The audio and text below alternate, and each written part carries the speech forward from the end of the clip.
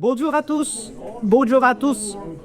Bienvenue à cette conférence aujourd'hui, la première, en tête, non pas la première, mais la première à moi en tout cas, créer votre propre IA. Alors on m'a expliqué que c'était un format vraiment conférence et c'est vrai que normalement ça on fait une formation, on fait un cours et on permet aux gens de faire une IA.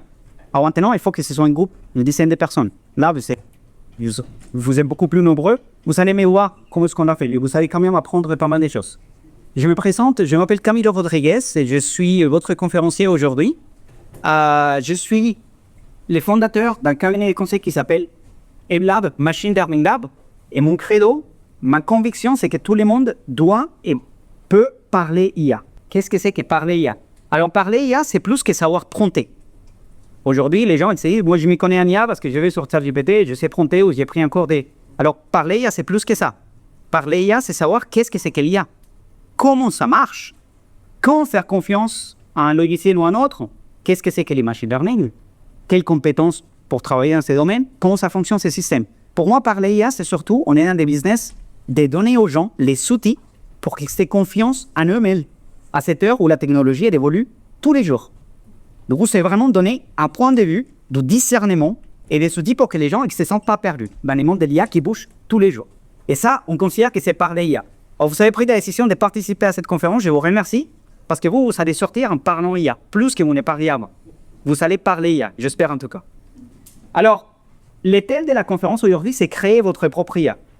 Et ça peut faire rire, parce qu'en fait, on s'est dit, créer une IA. Moi, les gens, quand je leur dis que je fais des IA, ils s'imaginent un peu, on s'en fout, en train de manipuler un ordinateur. On entend parler des réseaux de neurones, l'intelligence artificielle, on ne sait pas tout ce que c'est, un cerveau électronique. On ne sait pas trop. Et du coup, on imagine un peu un savant fou en train de manipuler des choses, peut-être des choses dangereuses, peut-être que ça va se connecter sur Internet, que ça va nous tuer. Aujourd'hui, l'évolution de l'intelligence artificielle a changé beaucoup. Avant, on pensait surtout Terminator. Aujourd'hui, on est des kilos de ChatGPT, Copilot et compagnie. Mais l'intelligence artificielle, ça reste quand même un sujet qui est passionnant et il y a beaucoup de fantasmes autour de ça. Vous allez apprendre comment est-ce qu'on peut créer sa propre IA. Mais déjà, pourquoi créer une IA? Vous savez, mais pourquoi est-ce qu'on va faire une IA? Et est-ce qu'on peut faire une IA ou est-ce qu'on ne peut pas? Alors, si il existe, c'est qu'on peut les faire. Les ingénieurs d'OpenAI, les ingénieurs de Microsoft, les ingénieurs d'Amazon, s'ils sont des gens qui ont fait des IA, c'est qu'on peut les faire. Et la bonne nouvelle, c'est que ce n'est pas non plus quelque chose qui est réservé aux élites, ce n'est pas quelque chose qui est réservé aux docteurs en mathématiques, c'est quelque chose qui est à la portée d'absolument tout le monde et je vais vous le montrer. Mais avant ça, pourquoi créer une IA? Je vais vous donner un cas d'exemple très très concret. Le cas d'un supermarché. Cette auto, elle a été prise au Togo. L'année dernière, j'étais invité à la semaine de l'intelligence artificielle en tant que conférencier. Je suis allé me balader dans la rue et j'ai pris une photo d'un supermarché qui s'appelle le Champion. C'est l'équivalent d'un Carrefour ici. Alors, les supermarchés, ils sont tous un problème, les mêmes. Tous les produits, ils sont en code barre. Et code barre, c'est magnifique, ça nous permet de numériser, de quantifier, de savoir combien est-ce qu'on a acheté, quand, pourquoi, comment, des stocks. Le problème, c'est que vous êtes d'accord, pas tous les produits ont un code barre. Notamment les fruits et les légumes, ils ne sont pas. Alors, qu'est-ce qu'on fait avec les fruits et les légumes? Ça dépend du supermarché. Au Togo, ils ont conçu un système dans lequel le système, ça consiste à plein de choses. Déjà, c'est un employé du supermarché qui va aider la bonne femme à mettre les trucs dans son sac, va sortir un cahier pour savoir les prix des pommes à la journée, il va les mettre dans une balance, il va faire sa calculatrice, il va imprimer les tout avec une petite une étiquette, et il va coller, il va dire banques. C'est un système qui a besoin de beaucoup d'interactions humaines. Mais c'est ça le système qu'ils ont trouvé. En France, on regarde ça, on se dit, mais qu'est-ce qu'ils sont rétrogrades? Nous, on a nos fameuses caisses automatiques. En fait, ça imprime tout seul l'étiquette. Sauf que c'est une solution, mais c'est une solution dans la moitié du problème. Oui, ça calcule les prix tout seul. Oui, ça imprime l'étiquette toute seule. Mais ça ne fait pas les contrôles, que c'est les bons fruits, c'est les bons... Là où on peut vous dire, mais bon, ça reste anecdotique. Si on se trompe d'1 euro, c'est pas la même chose. Sauf que si on se trompe d'1 euro par personne, par jour, par supermarché, on est en train de parler de 7 millions, 8 millions, 10 millions d'euros de pertes potentielles en eux pour les supermarchés. Cool, là, on rigole un peu moins. Et si vous êtes avec moi et que vous habitez à Paris, vous voyez souvent dans les supermarchés, même avec des systèmes automatiques, on revient souvent au mec qui imprime et c'est lui qui a les monopoles sur l'impression de l'étiquette. Alors on s'est dit, on est en 2025. Est-ce qu'il n'y a pas un moyen plus logique de faire ça? Est-ce qu'on ne peut pas faire autrement? Et du coup, on m'appelle à moi. Moi, j'ai un cabinet qui fait pas seulement des formations et des conférences, Je fais des logiciels en IA. Et vous allez m'aider à faire une IA qui sache reconnaître qu'est-ce que c'est que les fruits et qu'est-ce que c'est que les légumes. Et on va la baquer dans une caméra. Ça vous va? Oui, ça marche. Alors, avant de faire un logiciel capable de reconnaître une pomme, une banane, un poivron, un oignon, etc., les logiciels se font petit à petit. Ça, c'est la vérité. Du coup, on va faire un logiciel qui sache déjà reconnaître que ça, c'est une pomme et que ça, c'est quoi? Non, ce n'est pas une pomme. Je suis d'accord avec vous, c'est une cèpe ou banane. Mais on va faire un truc binaire. Parce que déjà, introduire les concepts de banane, c'est aller plus loin. Ça, c'est la version 2.0. La V1, on va dire c'est pomme, c'est pas pomme. Comment est-ce qu'on peut faire un logiciel qui dise que ça, c'est une pomme? Comment est-ce qu'on peut savoir en règle informatique qu'à gauche, c'est une pomme, à droite, ce n'est pas une pomme? À votre avis. La forme, elle est ronde. Ouais. Et quoi d'autre? La couleur, elle est rouge. Alors moi, je vais appeler ça une IA. Alors moi, j'ai fait des conférences. Qu'est-ce que c'est que l'IA? C'est pas facile, hein? Qu'est-ce que c'est que l'IA? Mais on va pas rentrer en l'état de journée. Je vais l'appeler une IA. Parce que là, j'ai sorti votre intelligence, que vous m'avez dit, collectif, et je l'ai mis en règle informatique. J'ai fait une fonction informatique qui a deux conditions. Une condition imbriquée dans une autre. If la couleur, elle est rouge, je rentre ici. If la forme, elle est ronde, je rentre et finalement, je réponds oui, c'est une pomme. Alors, elle n'est pas parfaite, mais c'est une proto-intelligence artificielle. C'est une première version de l'intelligence artificielle. OK? Sauf que, je vais le faire pour mes amis à Carrefour. Les trucs, il va marcher. Et 20 minutes après, ils m'appellent, ils me disent Camilo, ton logiciel, ton intelligence artificielle, c'est un peu moyen. Il a des bugs. Regardez. Alors déjà, est-ce que c'est un bug? C'est pas un bug. Ça fait son travail. C'est juste que l'intelligence derrière, elle n'est pas très bien calibrée. Qu'est-ce qu'on peut faire? Brillant, texture. Je veux dire, brillant. Enfin, les deux sont un peu brillants, mais plutôt qu'est-ce qui saute aux cieux? Ça c'est la petite feuille, la petite queue. Du coup, j'ai dit, monsieur Carrefour, vous inquiétez pas, j'ai remis les manches. Si c'est rouge, si c'est rond, s'il y a une petite queue. Ça va? Et du coup, je rentre chez moi. Et 20 minutes après, il me dit, Camilo, encore ton logiciel, il a ce qu'on appelle des erreurs de classification. Ça s'appelle une erreur de classification, en l'occurrence, des faux positifs. Des choses qui sont passées, qui ne devraient pas passer. Il montre-moi l'autre faux positif. Regarde. Vous êtes d'accord avec moi? Rouge, rond, avec tout que. On va faire quoi? La taille. Magnifique. Du coup, je rentre les nouvelles conditions. Je dis, monsieur Carrefour, fais-moi confiance. Là, cette fois, c'est la bonne. M'appelle 20 minutes après pour me dire, Camilo, ton logiciel, maintenant, il y a un fond négatif. Les fonds négatifs, c'est des choses qui auraient dû passer et ne sont pas passées. Regardez. Effectivement, les pommes, elles peuvent être rouges, elles peuvent être vertes, elles peuvent être jaunes, elles peuvent être même roses. Quelle autre couleur? Marron. Marron. Des fois un peu bicolore. Est-ce qu'une pomme, elle peut être blanche? Pas en Europe. Pas en Europe? Pas sur Terre. Qui a déjà vu une pomme blanche? Ouais, Vous avez tous vu des pommes blanches, tous. Nombre de tâches. Les pommes blanches, vous connaissez tous les pommes blanches, tous. Je vous montre? Exactement. Regardez. Oui ou non? Alors, j'ai fait cette conférence, souvent les gens me disent « Ouais, mais monsieur Rodriguez, on ne va pas vendre les pommes coupées. » À quoi je réponds que c'est déjà ça, les melons, les pommes coupées, la pastèque aussi, l'ananas aussi, pourquoi pas les pommes? C'est une question des modes. N'empêche, je suis d'accord, on ne va pas la manipuler comme ça. Mais quoi qu'il en soit, vous êtes sûr, c'est une pomme. Du coup, en fait, c'est pas si simple que ça, d'ailleurs, qu'est-ce que c'est une pomme? Est-ce qu'on peut réunir en arrière et dire qu'au moins, on est d'accord, une pomme, peu importe, elle est ronde, oui ou non? Et alors, là, même si elle n'est pas ronde, on sait qu'une pomme, c'est une pomme. Et ça, on le sait parce qu'on les voit aux yeux. Du coup, vous avez vu, on s'est dit, avant de faire un logiciel qui sache savoir que c'est un poivron, un oignon, etc., on va déjà faire avec les pommes, que vous avez vu que c'est pas simple. On peut faire un logiciel avec des règles, en vérité dans des règles qui ont des exceptions et des exceptions, mais ça va être trop complexe. Ça va être les codes fiscaux français, personne ne comprend, on s'y perd, on se sent frustré. Là, ça s'approche, hein, la date de la déclaration des impôts. Du coup, moi, qu'est-ce que j'ai fait? C'est le logiciel. Comment est-ce que, parce que Carrefour, il attend toujours son logiciel. Est-ce qu'il n'y a pas une façon plus élégante de travailler, plus logique? Probabilistique. C'est-à-dire? C'est se rapprocher à un seuil de probabilité où on se dit Bon, la machine, elle considère ça. Comment je peux faire ça concrètement? On lui montre qui a dit ça. Des photos des photos des bombes. Ça veut dire que je vais faire, il collecte des photos des bombes, des photos, des choses qui sont pas tombes, et je fais quoi avec ces photos? On va lui apprendre comme On va lui apprendre. Mes chers amis, vous savez, découvert intuitivement, quand vous êtes en cours en formation à l'école avec moi, je vous donne un petit bon point. C'est une note sur le plus. Maintenant, vous êtes des adultes, vous ne savez pas les notes. Et vous savez pourquoi vous méritez un bon point? Parce que vous avez découvert intuitivement ce qui s'appelle le machine learning. Est-ce qu'il y a quelqu'un qui a entendu parler de ces mots? Machine learning. Est-ce qu'il y a quelqu'un qui sait ce que c'est? Imaginons. Alors maintenant, vous savez. Les machine learning, dans ces contextes, c'est ni plus ni moins que prendre des photos des pommes et des photos des pas pommes. Les mettre dans une machine, on va voir comment. Est-ce qu'on les met dans une machine? Est-ce qu'on ouvre la porte? Qu'est-ce qu'on fait? On va voir. Et apprendre à la machine qu'est-ce que c'est qu'on pense. Ça s'appelle la classification. Vous voyez, les machines learning, avant tout, c'est une façon de faire des logiciels. La façon classique de faire des logiciels, c'est que vous les écrivez. Un développeur, une équipe de développeurs écrit une logique. If, et il fait une logique. Point barre. Une fois que la logique elle a été établie, des données peuvent venir dans ces modèles, dans ces logiciels.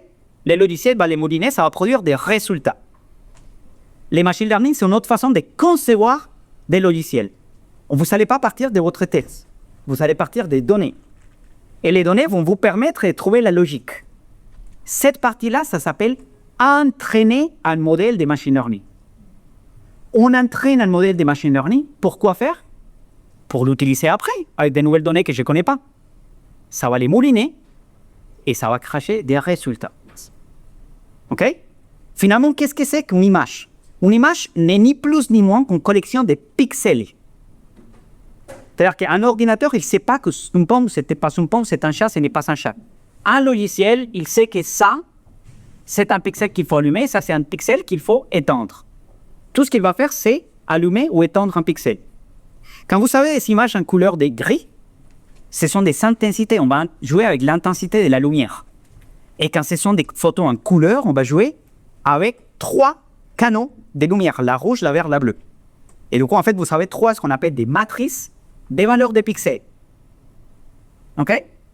Alors, finalement, en fait, qu'est-ce que c'est qu'un pixel? Un pixel dans un écran, si vous venez avec une loupe, regardez ici dans l'écran, vous allez voir que chaque pixel, c'est en fait pour 3 petites lumières. La rouge, la verte et la bleue. L'ordinateur, tout ce qu'il sait, c'est allumer en certaines intensités des unes des autres pour que vos yeux aient tous regardé et se faire plaisir et dire c'est un chat, c'est tout pomme, etc. Mais l'ordinateur, il ne connaît pas les concepts derrière. Les écrans, les rétroprojecteurs modernes sont des prouesses technologiques. D'arriver à miniaturiser ces LED, autant de LED dans si peu d'espace, c'est quand même incroyable. Les machine learning, c'est bien, mais c'est mieux de voir un vrai. Par contre, tout ça, l'image, je l'avais oublié, tout ça, on va les mettre dans un fichier. On appelle JPEG. Et JPEG, c'est une compression. C'est un des types de formats d'image. Et du coup, finalement, l'ordinateur, tout ce qu'il sait, c'est où allumer ou n'est pas allumé. Alors, avant de faire un logiciel de machine learning, ce que je vais les faire, on va tester votre intelligence. Et on va voir à quel point vous et comment vous êtes intelligent, on va voir si vous êtes capable de faire la différence entre un chien et une serpillière. Oui, ma partie. Vous êtes prêts? Vous allez vous dire, mais qu'est-ce que ça va avoir un chien ou serpillière? Mais c'est complètement différent. Chien ou serpillière, vous êtes prêts? Allez-y.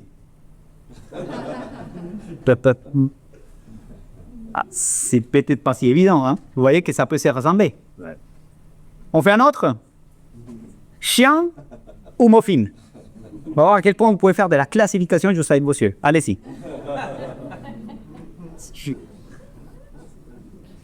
Alors imaginez-vous, si pour nous c'est rigolo, imaginez pour un ordinateur, ça va être très compliqué de faire la différence entre les deux. Alors comme je l'ai expliqué, les machine learning, c'est très bien de faire, de les voir, d'expliquer mais moi je trouve, ça fait 8 ans que je fais ce métier. Pour moi, la meilleure façon de comprendre ce que c'est que les machine learning, c'est avec une démo. Et après, pourquoi pas les faire soi-même. Alors moi, j'ai mon site web, ça s'appelle mlab.i, donc vous pouvez aller dès ce soir si vous voulez. Et dans mon site web, il y a un rubrique qui s'appelle ressources. Et dans la partie ressources, on a un outil que j'ai créé, j'ai codé moi-même, je me suis inspiré d'autres choses, des personnes, parce que je ne suis pas le seul qui a fait ça. Et du coup, c'est un outil web pour faire un classificateur d'images. Et c'est ce qu'on va utiliser aujourd'hui. Alors, il n'est pas parfait, il a quelques petits bugs, je l'ai fait à mon temps libre. Maintenant, c'est un outil que j'ai mis à votre disposition, il est complètement gratuit. Et je me suis inspiré d'être autrement fait. Mais par contre, ça, c'est moi qui l'ai codé. Alors, comment est-ce qu'on utilise ça? La première étape, c'est créer les classes. Qu'est-ce que c'est qu'on classe dans la classification? C'est une des choses qu'il va pouvoir reconnaître. Du coup, je peux rajouter et je peux dire que la première, c'est la pomme. Je peux rajouter d'autres classes. Je peux dire que la deuxième, c'est peut-être la banane. Je pourrais faire un truc multiclasse. Vous voyez qu'en fait, je ne suis pas obligé de faire un truc binaire. Je peux faire plusieurs. Et là, en fait, ça ne finit pas. Je peux rajouter autant de classes que je veux.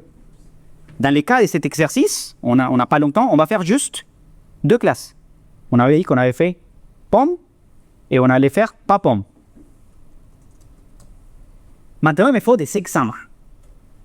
Alors, ce que je peux faire, c'est que je peux les faire les exemples avec la webcam. C'est ce que je vais faire ici. Et c'est pour ça que j'ai une petite pomme en plastique avec laquelle je me balade pour mes démos. Alors, cette pomme-là, on va la mettre. Et du coup, je vais la mettre ici à l'écran. Et je vais faire capture image. Du coup, j'en ai une. Regardez ce que je suis en train de faire. Pourquoi je suis en train de prendre plusieurs photos, l'éloigner?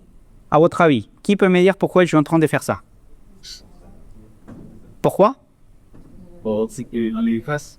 Pour avoir des images différentes. Ça, ce que je suis en train de constituer, ça s'appelle un dataset, un jeu de données. Et les jeux de données, plus il est hétérogène, c'est-à-dire que plus les images sont différentes les unes des autres, mieux ça va marcher. C'est pour ça que je ne prends pas la photo d'un seul côté, je la prends de plusieurs côtés. J'ai une deuxième image, une deuxième pomme. Alors là, celle-là, elle a l'avantage que ma fille, ici présente, Alexandra, elle a mordu, vous voyez là, quand elle était petite. Je ne veux pas lui en vouloir. Parce que ça ressemble vraiment à une pomme. Et du coup, là, je suis en train de faire la même chose avec cette pomme-là. Vous voyez? Et je prends plusieurs et je fais comme ça. Du coup, là, regardez combien d'images j'en ai fait. On est d'accord, plus on a d'images différentes, mieux c'est. Oui ou non? Du coup, j'ai déjà utilisé celle-ci et j'ai utilisé celle-ci. J'ai une troisième. Plus on a, mieux c'est. Est-ce que je l'utilise? Non. Pourquoi? Je ne vais pas l'utiliser. Je vais la laisser de côté. Pourquoi? Qui peut me dire pourquoi on va la laisser de côté? Exactement. Pour la tester. Et là, vous avez découvert un autre principe. Quand on fait des logiciels de machine learning, on utilise ce qu'on appelle un dataset de train pour entraîner. Et puis un dataset de test pour tester après. Parce que sinon, je n'ai pas moyen. Du coup, cette pomme-là, on va la laisser de côté pour tester. Alors, il se trouve que j'ai plein d'images. Du coup, je n'ai pas besoin d'utiliser ma webcam, c'était juste un exemple. Mais moi, j'ai déjà un dataset avec 2 dossiers, un qui s'appelle pomme, un qui s'appelle pas pomme. Et regardez, dans pomme, pas pomme, j'ai un truc qui s'appelle train, c'est les datasets d'entraînement, et un dataset de tests avec moins d'images. Alors déjà, on va s'intéresser à train. Vous savez, là, j'ai plein d'images de pommes. Et la pomme, elle est seule, elle est sur l'arbre, elle est à table, elle est avec d'autres copines. Il y a plein de pommes différentes et plein de variétés.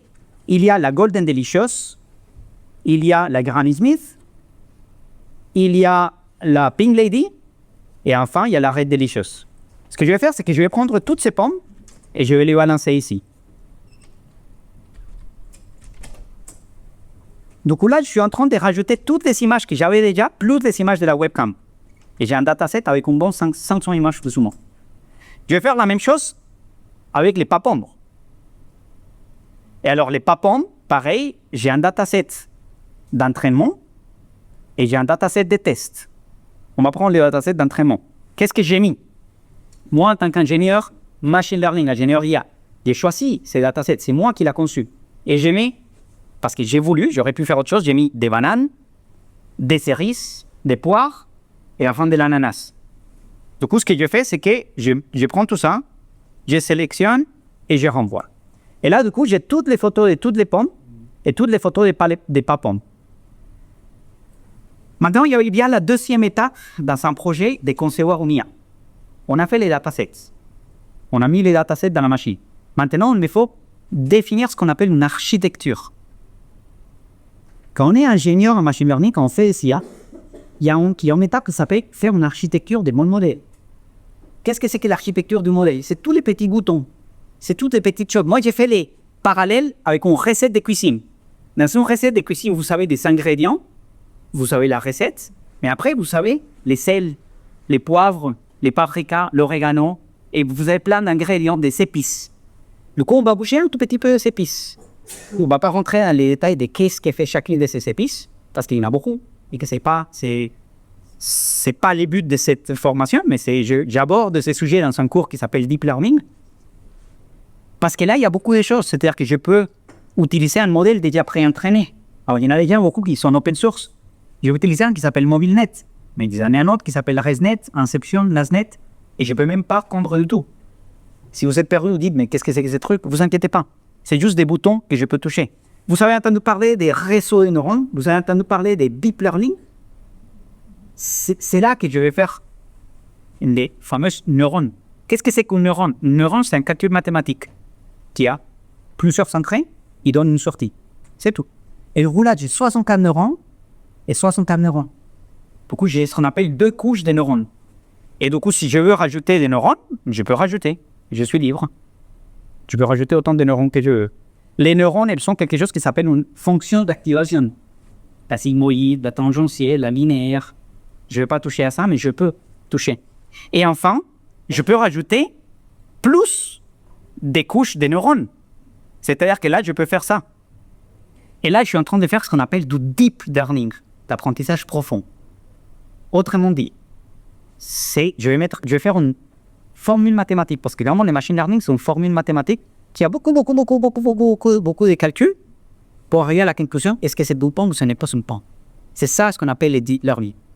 Et pourquoi par défaut pas avoir mis un maximum de bouges Parce que plus jamais, plus il y a 2 problèmes. Plus ça va prendre du temps à entraîner les modèles, on a peu de temps, mais ça va prendre plus de temps. Et aussi, plus j'aimais, plus ça va devenir incompréhensible. Parce qu'il y aura plus de paramètres. Là, si je fais l'exercice comme ça, j'ai 10 couches et 64 neurones dans chacune. Du coup, il y a 640 neurones. Ça reste quand même... ça va, et c'est possible. Un logiciel comme ChatGPT, on va parler tout à l'heure, ce sont des milliards de couches de neurones. Du coup, quand vous entendez parler, c'est mort, les gens ne savent pas comment l'IA fonctionne, c'est pas qu'on ne sait pas comment ça fonctionne. C'est juste que si on veut arriver à la conclusion de on a mis ça en entrée, on a mis ça en sortie, comment c'est arrivé, il y a trop de calculs mathématiques, en fait, finalement, ça dépasse les cerveaux humains. Et une couche là d'un if, c'est quoi? C'est pas un if, c'est un ensemble d'entrées mathématiques, des poids et des valeurs. On les passe par une fonction d'activation, ça va donner une sortie. C'est comme un petit filtre. Chaque neurone, c'est un petit filtre. Encore une fois, on ne va pas rentrer dans les détails beaucoup plus que ça. Par contre, j'ai des formations dans lesquelles on rentre un peu plus dans les détails, mais là, c'est vraiment introductoire. Quoi qu'il en soit, je vais dire, on va faire moins. On va faire 2, par exemple. On va laisser 2, comme ça va être très simple. Et il y a aussi plein de choses qu'on appelle les hyperparamètres de mon modèle. On a combien d'hypox je veux faire, les batch size, les stratégies d'initialisation des poids, les early grade. On a plein de choses. Je ne vais pas toucher tout ça. Et finalement, je peux entraîner mon modèle. Je lance l'entraînement. Entraîner un modèle de machine learning, c'est quelque chose qui prend du temps.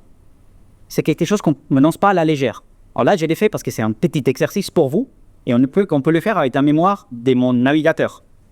La solution que j'ai conçue et j'ai développée, ça n'envoie pas vos données nulle part. Ça les fait, tous les calculs sont faits avec le niveau du navigateur. Du coup, vous pouvez l'utiliser pour vos projets si jamais vous voulez. Du coup, là, il est en train d'entraîner. Ça va prendre un tout petit peu de temps. Ça met un peu de temps à se mettre en place.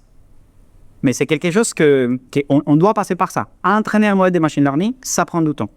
Ça coûte de l'argent. Alors pour moi, c'est rien, c'est la ligne de consommation énergétique de ça. Pour une société comme OpenAI, quand elle entraîne une nouvelle version de ChatGPT, vous imaginez bien que derrière, à chaque version, il y a une facture faramineuse de consommation électrique, de consommation de plein de choses. Du coup, ils ne peuvent pas lancer des modèles d'entraînement, des modèles de machine learning à la légère comme ça. Là, on est en train de faire. Du coup, là, ce qu'il est en train de faire, c'est qu'il est en train de faire des calculs, et des calculs pour comprendre quels sont les pixels qui font que une image soit ou soit pas en point. On est tout simplement en train de faire ça. Et tout ça, ça va être compressé dans un petit fichier. C'est fini. Là, l'entraînement, c'est fini. Tout ça, ça va être compressé dans un petit fichier. Et ces fichiers-là, on l'appelle un modèle de machine learning. Si vous voulez un terme, c'est n'importe qui dans la compagnie, une IA. On a fait une IA. On a fait une IA qu'on peut télécharger. Parce que je peux télécharger pour l'utiliser dans mes projets. Alors, si vous êtes développeur ou si vous travaillez avec des développeurs, vous pouvez télécharger un format JavaScript ou vous pouvez télécharger un format Keras. C'est là, j'ai un peu évoqué, mais je vais travailler. Mais là, vous pouvez télécharger votre IA. C'est à vous. Je vous la donne. Et vous pouvez l'intégrer dans une application, dans une webcam, dans quelque chose, dans un supermarché. Et vendre ça à Carrefour si jamais vous avez des business. Pourquoi pas? C'est votre IA. Elle vous appartient. Maintenant, on va la tester. Ça vous va? Donc, pour la tester, je vais lancer la webcam. Et là, il va faire une prédiction en temps réel. Il dit, l'image que je vois en face de moi, c'est une pomme. Vous êtes sûr? Pourquoi est-ce qu'il dit que je suis une pomme? Il a remarqué. Vous étiez dans les fonds. Exactement. Et ça, vous savez comment ça s'appelle? Un faux. Non. C'est un biais. C'est-à-dire que vous me voyez là, dans la collecte d'images, la pomme. En fait, l'ordinateur, il comprend peut-être la pomme, c'est la chemise. Peut-être la pomme, c'est l'écran derrière. Peut-être la pomme, c'est mon costume. L'ordinateur, il est bête. Il peut potentiellement penser que c'est ça. Du coup, sans le savoir, on a introduit ce qu'on appelle un biais dans la donnée. Si vous avez entendu parler de ces mots, les datasets, ils sont biaisés. Les intelligences artificielles sont biaisées. C'est parce que les datasets, ils sont des biais. Ce sont des déformations de la réalité, souvent qui se passent inaperçues. On l'a fait sans se rendre compte qu'il y avait ça. Alors, effectivement, on avait laissé une pomme de côté, on n'avait pas utilisé celle-là, mais du coup, là, je peux lui dire, là, la pomme, ça marche.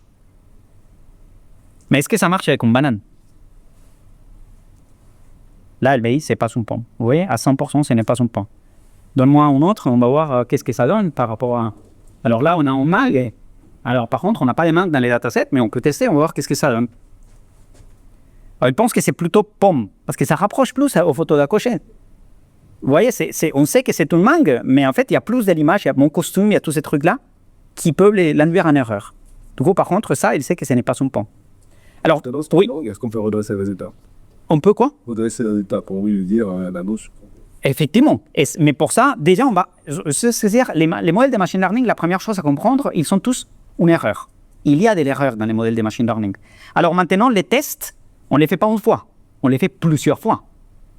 C'est pour ça qu'on avait mis des côtés des images des tests.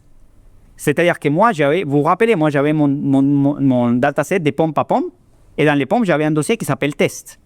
Alors dans les tests, j'ai plein d'images. Alors effectivement, je peux dire, je vais faire les tests un par un. Mais moi, ça ne m'intéresse pas, parce qu'en fait, ce qui m'intéresse, c'est envoyer plusieurs photos à la fois. Envoyer une dizaine de photos. Et sur combien je me trompe? Il y en a certainement sur une ou deux que je vais me tromper. Alors, on va regarder celle-là, est-ce que ça se trompe? Non, ça ne se trompe pas. Alors, à chaque fois qu'on entraîne un modèle de machine learning, même si on ne change rien, on a toujours des résultats différents. Mais là, pour l'instant, vous voyez que là, ça ne se trompe pas. Là, ça ne se trompe pas. Je voulais qu'il me donne la série, c'est tout à l'heure, je vais mettre un. Alors, on va faire plutôt avec les datasets des tests, des papons. Du coup, dans les datasets des papons, je les teste. Et du coup, là, effectivement, je peux mettre la banane. Alors là, il est 100% sûr que c'est une banane. Je peux faire ce qu'il m'avait dit, la cerise. Du coup, effectivement, la cerise, ce n'est pas une pomme. Mais attendez, regardez, la tomate, c'est les tests du feu. Ah ben, Et la cerise divisée par... La tomate, elle se trompe à 100%. C'est une pomme. Alors, c'est excellent parce que ça me montre encore une fois ce qu'on avait dit. Les modèles de machine learning, ils vont avoir une erreur. C'est normal. Parce que ça part sur des bases statistiques. Monsieur, il me disait comment est-ce qu'on peut corriger? À votre avis, comment est-ce qu'on peut améliorer ces modèles? Faire une V2 pour lesquels des tomates et les mangues soient pris en considération. À votre avis, qu'est-ce qu'on peut faire? on traîne ma oui. Qui peut pour collecter plus les données, et les réinjecter et réenvoyer pour entraînement. Les faire une version 2 concernant. Pour voir. Et du coup, les tomates, et les mangues, et les poivrons, et les oignons, et les concombres, et les carottes, et vous allez meilleur, et on s'arrête où? Je veux dire qu'on s'arrête jamais. Un modèle de machine learning, on peut l'améliorer à l'infini. Maintenant, il faut s'arrêter à un certain moment parce que si on fait un modèle de machine learning, c'est parce qu'on en a besoin. Et un client qui a payé pour ça, il me dit, c'est pour mardi à 15h, il faut l'utiliser. Donc, pour un mardi à 15h, il faut que ça marche. Vous êtes d'accord avec moi? Du coup, mais on s'arrête jamais. On s'arrête jamais de récolter les données et enrichir les données. Mais par contre, laissez toujours de côté des données pour tester les modèles. Est-ce qu'il y a des questions jusqu'à là? Oui. Parce que entre par exemple des données ou le sur les paramètres, c'est quoi la meilleure panne? C'est deux façons de faire. Mais de loin, vous pouvez jouer avec ces petits trucs, mais de loin, vous êtes d'accord avec moi, ce qui est important, c'est ici. Ce qui est important, parce que là, vous pouvez mettre 50 couches de neurones, vous pouvez faire tous les calculs mathématiques. Si à la base, la donnée, elle n'est pas bien, elle n'est pas géniale, ça va pas... Du coup, c'est un des problèmes que vous faites, c'est que beaucoup de gens en data, beaucoup de personnes qui travaillent dans la data science, se concentrent sur ça. À mon avis, 90% du boulot, c'est surtout ça. Vous voyez, ça, c'est pas un boulot des chercheurs en mathématiques. Comprendre les concepts que je viens de vous transmettre, il ne faut pas être doctorant en mathématiques. Peut-être pour certaines de ces choses, un peu plus profond, mais ça, vous avez tous compris. Alexandra, tu comprends? On sent. Comprends. Alors, moi, je pense à d'autres caractéristiques. Hein. La texture, par exemple. Quels sont aujourd'hui les outils pour la photo je pense que ici, tout le monde le savait, mais après, quelles sont les autres informations qui sont assez utilisées? Je pense la texture d'une pomme, c'est pas la texture que de... Mais c'est pas seulement pas la texture, c'est la couleur, c'est la brillance, c'est beaucoup de choses. Mais il y a des cas, on va dire, la photo est très développée, la fonction applique, donc toucher, et moins développé. Qu'est-ce qui est bien développé, qu'est-ce qui est très utilisé? Je suis d'accord avec vous. Si on pouvait sentir et toucher et faire ça, et maintenant, on va faire une IA dans son caméra. Voilà, parce qu'on va déployer un truc, il faut aussi... c'est une question aussi dans les supermarchés, on va aller prendre son caméra. Une caméra, il ne peut que voir. Du coup, c'est pour ça qu'on va faire ce qu'on appelle la vision par ordinateur. On va classifier les images.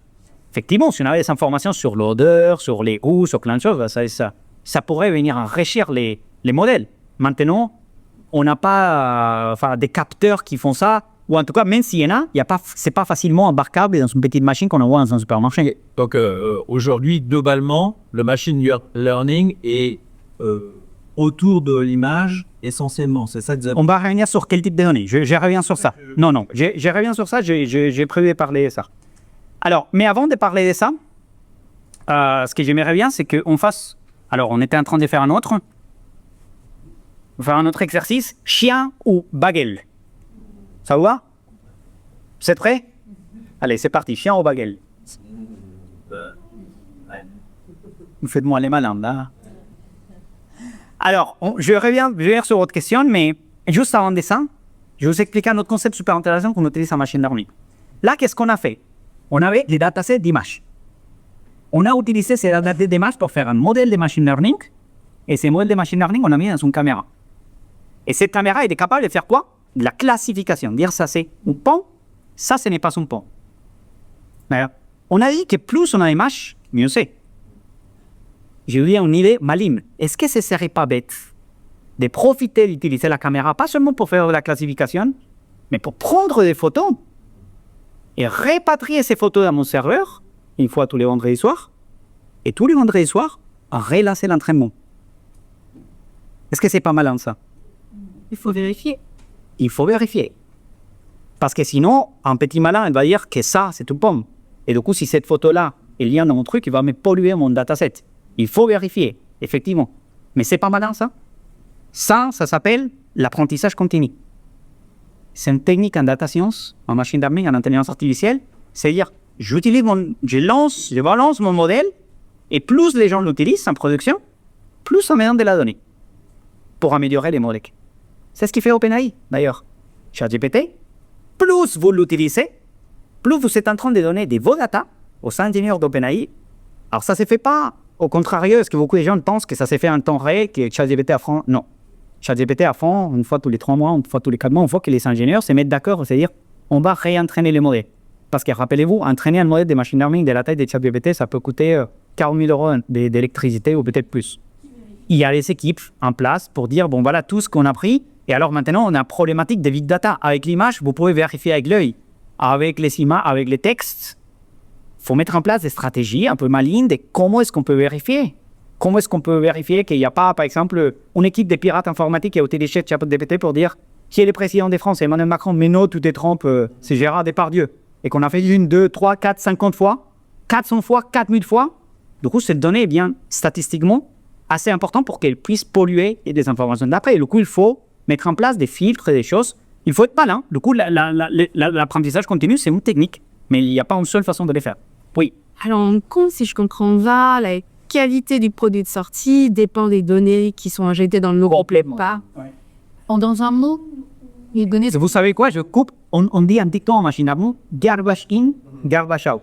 C'est-à-dire que si on a des données poubelles, ça va produire un modèle poubelle, mais je vous coupe pas la parole. Et qui, dans un monde où finalement, de plus en plus de contenu est produit par l'intelligence artificielle, du coup, tout devient biaisé.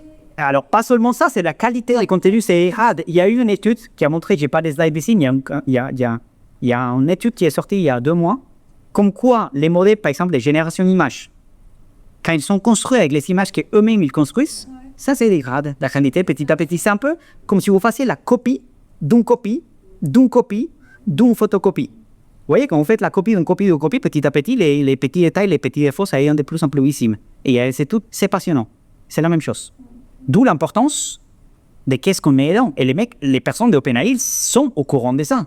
Donc, ils ne peuvent pas tout simplement reprendre toute la donnée et la rajouter. Sinon, ça va dégrader la qualité aussi du modèle.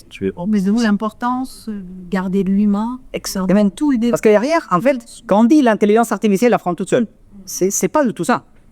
L'intelligence artificielle, on fait en sorte qu'elle puisse s'améliorer au fur et à mesure, mais derrière, c'est les ingénieurs qui ont travaillé comme des fous pour mettre en place des trucs assez malins et stratégies pour collecter des données. Mais c'est eux qui décident qu'est-ce qu'on fait. Si demain, il y a une équipe de merde, excusez le mot, chez OpenAI, les logiciels, ça va faire un logiciel des mauvaises qualités. C'est aussi comme ça. En termes d'IA, c'est juste un logiciel. Dépend beaucoup de la donnée, et la donnée dépend beaucoup des ingénieurs derrière pour la collecter, la trier et faire ça. Alors, vous avez compris qu'on peut faire les tris des pommes, pas pommes. Est-ce qu'on peut pas faire les tris d'une photo et dire ça c'est cancer, c'est pas cancer? Oui. Pour un logiciel, c'est exactement la même chose. C'est allumer des pixels ou n'est pas. Alors, pas ce qu'on peut, on a fait. En 2017, une équipe d'ingénieurs de Google avec des chercheurs de la Boston University, ils ont pris un dataset de 120 000 images, cancer, pas cancer, ils ont entraîné un classificateur. Après, ils se sont tapés à l'éau, ils se sont dit on est trop fort, ils ont publié un paper, ils se sont fait visiter eux-mêmes, ben voilà, ils ont fait un classificateur cancer, pas cancer. Après, maintenant, qu'est-ce qu'on fait avec ça? Est-ce qu'on les donne aux gens, au grand public, ou c'est plus pour Renaissance? Ça ne sert à rien. Oui, mais c'est ça. La classification au service de la santé. Si on peut faire cancer, pas cancer, est-ce qu'on ne peut pas faire produit conforme ou défectueux? À votre avis? C'est ce qu'ils font les usines quand ils font des inspections visuelles. Parce qu'autrefois, c'était la personne qui était en train de dire ça, c'est défectueux. Et du coup, ils les mettaient de côté. Aujourd'hui, ça fait beaucoup plus de sens qu'une machine de face. Et puis, c'est la classification d'images au service de la manufacture. On peut les faire avec plusieurs classes. Vous êtes d'accord, c'est pas seulement pomme par pomme. On peut faire plusieurs classes. Donc, si on regarde un concombre, on peut dire c'est qualité export premium standard. C'est ce qui a fait un type qui s'appelle Makoto Koike. En japonais, ça a été très bien documenté. J'ai cherché Makoto Koike sur Google. Les mecs, ils travaillent à la ferme des concombres de ses parents et il s'est pris la peine de prendre une collecte de données des, 7000 concombres avec son téléphone pour faire un classificateur parce que sa maman, elle avait 9 types de concombres. Et du coup, qu'est-ce qu'il a fait? Il a entraîné un modèle de machine learning capable de classifier, de faire des tris et de pousser à la bonne boîte. C'est très documenté son truc. Alors, si on peut le faire avec des images, qu'est-ce que c'est qu'une vidéo? C'est un flux d'image. Du coup, si on peut le faire avec des images, on peut le faire avec des vidéos. Et du coup, c'est comme ça qu'ils fonctionnent les usines des tris automatiques des poêles. Dire ça c'est plastique, ça c'est verre, ça c'est machin. Ça fonctionne comme ça. Du coup, ce sont des caméras qu'on a entraînées et on a entraîné à dire ça c'est ça, ça c'est ça, ça c'est ça. Et après, il va juste chercher des trucs. Parce que la classification d'images et la classification de vidéos, c'est la même chose. C'est juste que c'est plus rapide parce que c'est frame par frame. Et les ordinateurs, ils sont capables de faire des calculs rapides. Du coup, il n'y a aucun souci. Alors, si on peut le faire avec ça, est-ce qu'on ne peut pas le faire avec les postures de yoga? Qui fait yoga ici, dans la salle? Bon, effectivement. Vous n'auriez pas une intelligence artificielle qui vous dise, là, vous êtes en train de bien faire la posture, un coach AI de yoga. Je ne sais pas s'il y en a d'ailleurs, mais ça, c'est un truc facilement réplicable. C'est facilement réplicable, ce type de choses. Et alors, si on peut le faire avec des images, alors monsieur il m'a posé la question, est-ce qu'on peut le faire avec d'autres types de données? Oui. Regardez les sons. Qu'est-ce que c'est qu'un son? Un son, c'est la vibration de l'air. Un ordinateur, en fait, il est doté déjà d'un écran pour me montrer des choses, mais aussi d'une enceinte pour faire vibrer une petite enceinte et faire vibrer les sons. Et du coup, on écoute des choses. C'est pour ça qu'on peut regarder des vidéos, écouter la musique dans mon ordinateur. Mais tout ça, en fait, finalement, ce sont des informations numériques. Oui ou non? Et ces informations numériques peuvent être un fichier. 1000, MP3, compagnie. Donc, si on peut faire... Parce que finalement, vous voyez, pour un ordinateur, allumer un pixel ou faire vibrer l'enceinte, finalement, c'est juste des informations. Des fiches, des chiffres. Si on peut le faire avec des chiffres, on peut le faire avec des sons. Et on peut faire de la classification. C'est le principe de Shazam. Alors, c'est les principes, ça. C'est les principes déjà du classificateur quand vous parlez et que vous êtes en train de parler avec votre assistant et que vous dites « OK, Google » et que les trucs, ils s'allument. C'est pourquoi? C'est parce qu'en fait, il est en train d'écouter tous les temps. Par défaut. Ces systèmes, ils sont conçus comme ça. Ce qu'il fait, c'est que dès qu'il entend, il est en train d'écouter du bruit de fond tous les temps. Et dès qu'il entend, la phrase déclencheuse doit s'allumer. C'est un classificateur des sons. Entraîné pour dire est-ce qu'on me parle à moi ou on ne me parle pas à moi. Et il est en train de courir tous les temps. Vous voyez? Et comment est-ce qu'on a fait ça? Les ingénieurs de Google, en fait, ils ont pris des datasets avec des millions de personnes, avec des accents, des voix différentes qui disent OK Google, et des millions de personnes qui parlent, avec du bruit de fond, qui parlent d'autres choses. Et du coup, ils ont fait un classificateur. Est-ce qu'on me parle ou on ne me parle pas, monsieur? Et ces datasets, on y accède facilement puisque là, quand pas d'abus de posture de yoga, par exemple, on se faire une application qui automatiquement reconnaît j'ai bonne posture. Si je commence à faire 50 000 vidéos pour nourrir le système, je suis encore ici des années. Est-ce qu'il y a des datasets suivis? Alors, il y a beaucoup de datasets. Ça, les gens ne le savent pas non plus. Il y a beaucoup de datasets. Il y en a beaucoup qui sont même open source. Alors, il y a des ressources. Il y a un site web qui s'appelle kaggle.com. Les gens rigolent en France parce que Kaggle, ça veut dire autre chose dans le sud de la France. Et c'est Kaggle, K-A-G-G-L-E. Du coup, c'est une ressource magnifique pour les gens qui s'intéressent à la data, au machine learning, à l'IA. Et du coup, vous avez des datasets à droite, à gauche pour les utiliser. Il y a Open Data. Déjà, les gouvernements ont à disposition des data aussi pour vous, sur la météo, sur plein de choses, démographiques et plein de trucs. Et après, sur Internet, il y a plein de datasets. Donc, vous pourrez télécharger votre dataset, mais vous pouvez aussi faire votre propre dataset. Et ça marche vraiment, on est en fil. Alors, qu'est-ce qu'un texte? Un texte, vous vous imaginez un format Word, mais un texte n'est ni plus ni moins. Pareil, une codification, les mots, on peut les codifier. C'est ce qu'on appelle, ça c'est une technique qui s'appelle Word Embedding. Et du coup, en fait, par exemple, chaque mot est transformé en vecteur mathématique sur plusieurs dimensions. Là, vous voyez, par exemple, ce que c'est un homme, et du coup, en fait, on assigne plein de scores différents aux femmes, à plein de trucs. Et du coup, ça, c'est ce qu'on appelle des word embedding. Et ça, finalement, ce sont des chiffres. Et quand on fait une phrase, the man became king, chacun de ces mots, c'est ce qu'on appelle un vecteur mathématique, un vecteur. Et si on peut les faire avec des chiffres, vous avez compris, on peut faire ça. Et du coup, pourquoi ça sert? À faire des filtres spam, par exemple. C'est ce qui fait votre webmail. À filtrer les documents. Est-ce que c'est une demande commerciale? Est-ce que c'est pas une demande commerciale? Etc. Donc, on peut les faire avec du son, on peut les faire avec du texte, on peut les faire avec des images. On peut les faire avec des données structurées. Parce qu'en petite parenthèse, il y a des données non structurées. Ils sont ce qu'on appelle les images, les sons et les textes. Mais il y a aussi la donnée structurée, tout ce qu'on appelle tout ce que vous manipulez dans des Excel, des colonnes et des fils. Et ça, on peut faire plein de modèles qu'on ne va pas trop en parler, mais il y a la régression, la classification, les systèmes de recommandation, les clustering, etc. Et vous pouvez faire du machine learning avec ça. Moi, les machine learning, j'aime bien dire, ce sont des logiciels, si je veux expliquer, des logiciels conçus avec des données. Logiciels conçus avec des données. C'est tout. Ça fait partie du domaine de l'intelligence artificielle. C'est un truc d'intelligence artificielle. Alors, si je peux faire des colonnes et des fils, je peux calculer à quel moment une machine va avoir un risque de panne. Et du coup, là, j'ai fait ce qu'on appelle la manufacture préventive. Je peux dire, telle machine on ne va pas tomber en panne. Je peux les faire dans la banque et dire, telle transaction, elle a été frauduleuse ou pas. Et du coup, c'est ce qui met en place vos systèmes de paiement pour dire, bloquer la carte quand il y a des choses qui sont un peu suspectes. On peut les faire avec vos préférences. Avec pour les filles ici dans la salle et pour aussi les personnes qui préfèrent. Est-ce que ces personnes-là, c'est beau? C'est beau ou c'est moche? C'est beau gosse ou pas moche? C'est pas obligé, c'est subjectif. Vous savez qui a fait énormément d'argent avec ça? Avec la subjectivité et la beauté? Tinder. Oui. Eux, surtout, c'est un UX de génie. C'est-à-dire que plus vous utilisez l'application, plus vous êtes en train de dire cette personne me plaît, cette personne me plaît pas. Cette personne me plaît, cette personne me plaît pas. Et du coup, ils vont entraîner un modèle des machines learning rien que pour vous, pour dire qui vous plaît pas. Vos préférences, elles sont aussi utilisées avec les films, pour vous recommander des films, pour vous recommander des produits. Tout ça, c'est ce qu'on appelle des systèmes de recommandation. Là, on ne parle plus de classification, c'est un autre algorithme. On appelle les systèmes de recommandation. Mais c'est aussi une machine learning. Et plus vous l'utilisez, normalement, plus il vous connaît et mieux ça marche. Les agents conversationnels, on ne va pas rentrer dans le détail, je pense qu'il y aura plein de conférences aujourd'hui, dédiées à ChatGPT et compagnie. Mais du coup, c'est la même chose, c'est la prédiction d'un mois après. Si vous voulez comprendre comment ça marche ChatGPT, un téléphone que j'ai fait en formation, j'ai un exercice, sortez votre téléphone et tapez une phrase comme ça et laissez les trucs autocompléter. Vous allez voir qu'est-ce que vous avez créé.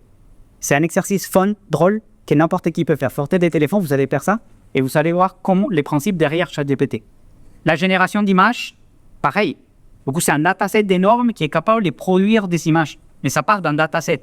Et la génération de vidéos, finalement, c'est la même chose. Ça vient d'un dataset.